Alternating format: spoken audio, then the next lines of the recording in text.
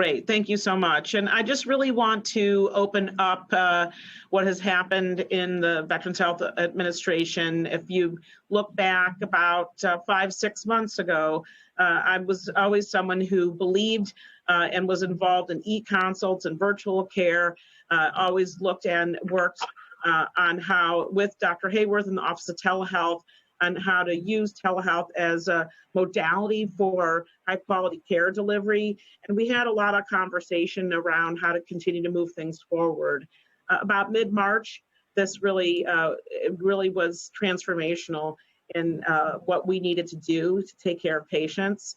And this became the forefront of how we delivered access to care, our virtual modalities. It was at that time that I really started to work on I think, Leonie, we talked every day. There was quite a long time where we talked every single day about what we were going to do and work with those schedulers, providers, patients, the veterans, and how we were going to put this together to provide veterans the opportunity to get care in a virtual modality. So I'm going to just open this up with those comments and turn it over to Dr. Heyworth. I'll comment, we'll make some interspersed comments, particularly toward the end, and share with you a manuscript that just got published last week, a culmination of some of this work where VHA has been. So I'll turn it over to you right now. Leonie, thank you.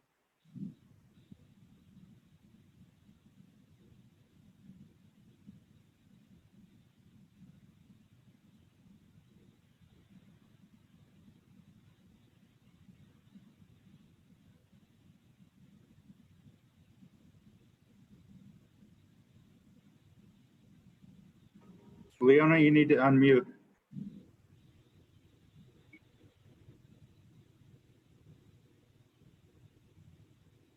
Leona, it looks like you're muted. Hi, can you hear me now? Yes. Oh, no. We just lost you, Leonie.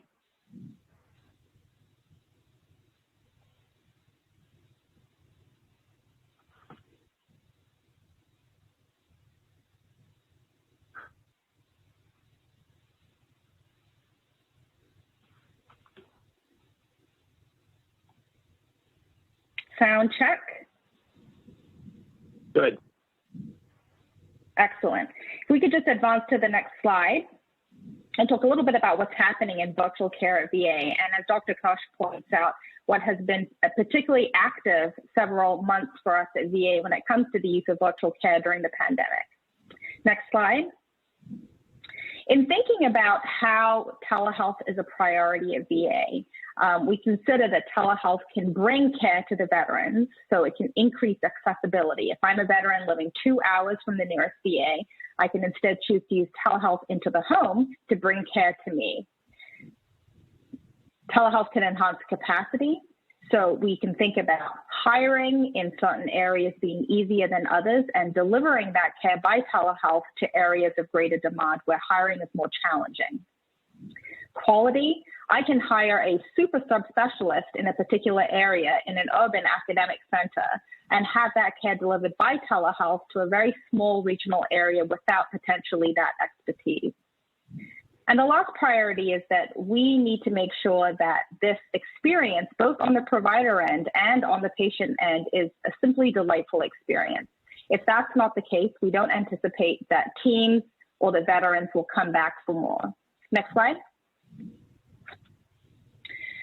So the context of this, what we did in 2019 for telehealth, will serve in stark contrast to what we have done just in the past couple of months. So since the inception of our VA Video Connect application to home, which provided telehealth services into the home starting in 2017, the end of 2017, we culminated last year at 1 million of those visits. And so far have really been able to triple that in the past couple of months. And Dr. Kirsh will be sharing some slides showing that coming up. Next slide. First, a little bit about our VA Video Connect application, which is a homegrown product with really 3 steps to engage in order to activate that virtual medical room so that the remote provider is connecting with the veteran at home. So the first step is to schedule. The next step is to either access the link from within an email or from within a video portal application.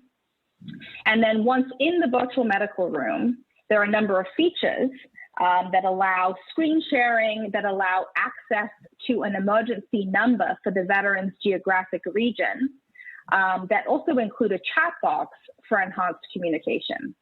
Next slide. And I'm going to hand it over to Dr. Kirsh for the next couple.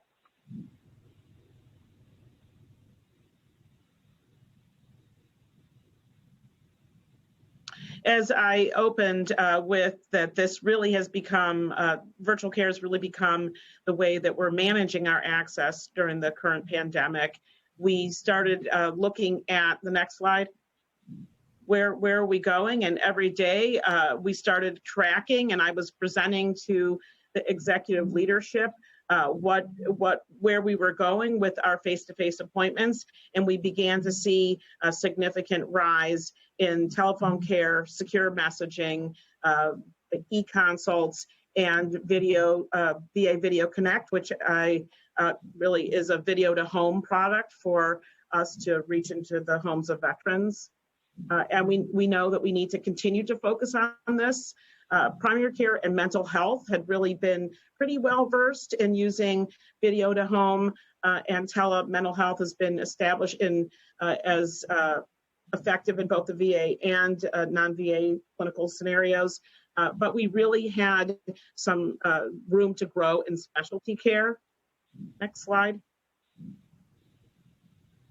And it was probably about 6-7 weeks now that Dr. Heyworth showed me this graph, to which I was really taken aback. And on my screen, it's not huge to see the numbers, but you can see the growth of mental health just really took off. And it was the predominant way that mental health was delivering care was through video to home. And then you see really that specialty care also went from probably a couple thousand a week. This is week on the x-axis per week, and really very significantly rose. And when I saw this, I had sent it to Dr. Kaiser, and he said, we really need to write this up. And such as that moved forward, I think pretty quickly. And we have the paper that's you can see that was published in New England Journal of Medicine Catalyst last week. So how were we really able to leverage our video to home visits in such a significant way? I think there were a number of factors that I think that Leonie, I don't know if maybe I'll run through the data component and then have you comment on some of that, if you will. So the next slide, or go ahead, next slide, please. We looked at phone visits and of interest, and for future discussion perhaps, telephone was really soared with primary care. We thought that really some of the relationships that primary care had with patients allowed for the ease of having telephone follow-ups instead of video, but we're exploring that further. Next slide. Okay, before we get to that, do you want to comment, Leonie, on some of why you thought that we were able to get there that may inform some of what we do and how we measure access? Do you want to comment on that briefly? Yeah, thanks. Great transition. So the next couple slides will describe a little bit about what we have foundationally present and have been able to implement in the past couple years that allowed for such a rapid expansion in a short period of time. So on the next slide is our Anywhere to Anywhere authority. This is the legislative authority for a VA provider to deliver telehealth across state lines. And this is not something that exists uniformly in the private sector. In particular states, some have signed on to a compact that allows this reciprocal licensure, but being present at VA really allowed us to say, where is the demand? We're surging in a particular hotspot in this area, and we can bring by telehealth providers from everywhere to support this effort. On the next slide, this concept of a virtual bundle of tools. So we have in existence, as Dr. Kirsh mentioned, an initiative to have every outpatient provider capable of using VA Video Connect and doing a video to home visit by the end of fiscal year 21. So with that effort largely underway, with mental health and primary care off to the races, specialty was more in its beginning phases, but the pandemic was really a great accelerator to the onboarding of new specialty care providers to using what was a virtual bundle of tools. So it was video, it was telephone, it was mobile applications, and secure messaging. Next slide. The other thing that enabled a great deal of veterans to use telehealth services in their home is VA's loaned tablet program. And this is something that was greatly supported and funded by the Office of Veterans Care, Access to Care, to allow for urgent expansion during the pandemic. And studies from our loaned tablet program do demonstrate that veterans report increased inconvenience to care, fewer missed appointments, and continuity to care. These results are from a 2017 study where veterans were largely getting mental health services.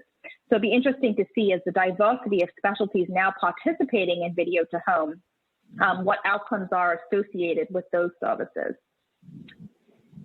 Next slide. The Lifeline program is a Federal Communications Commission program that we have partnered closely with in order to make services to veterans more affordable. So we have accelerated the implementation of a consult that will have veterans screened for the Lifeline program, which enables eligible veterans to either receive connectivity or to receive a device from a partnered mobile carrier with Lifeline. Next slide. Another initiative promoting access to care is the accessing telehealth through local area stations. These are telehealth access points that have high-speed internet where veterans can go and see the same care team that they see in person by telehealth at, for example, a VFW in Eureka, Montana, or at any 5 select Walmart locations across the country. So this is a way for veterans, particularly in states where broadband is poor, to be able to access telehealth services. And in a lot of these areas where broadband is poor, so is travel distance to VA far. So this is an opportunity, again, where we can't bring VA services into veterans' homes, for us to be able to bring VA care at least closer to Main Street. Next slide. So as we reimagine access going forward, and we have really accelerated probably in our progress in the past 3 months, representing what would otherwise have been 5 or more years, I'm estimating, of our growth in the virtual care journey. Next slide. We're looking to more comprehensively integrate the suite of virtual tools into routine clinical operations. We spoke at a previous roundtable about scheduling and about self-scheduling. Our My Healthy Vet application does allow for that, in addition to other features such as secure messaging. There is a new mobile application called RX Refill that allows veterans to track their own medications, request specific medications by their number for increased accuracy. My VA Images is a new mobile application that allows veterans to take high-resolution images. So our current pathway is that any veteran can take a picture with their cell phone, attach it to a secure message, and send it to their provider. Of course, the challenge with this is that the images are often blown up and distorted and pixelated. So this particular application allows a veteran to send a high resolution to the provider. This could be a wound, this could be a rash, even short video clips.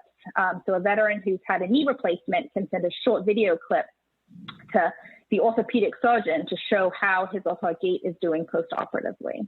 And all of this can be done largely and increasingly now without a formal appointment in the system. Next slide.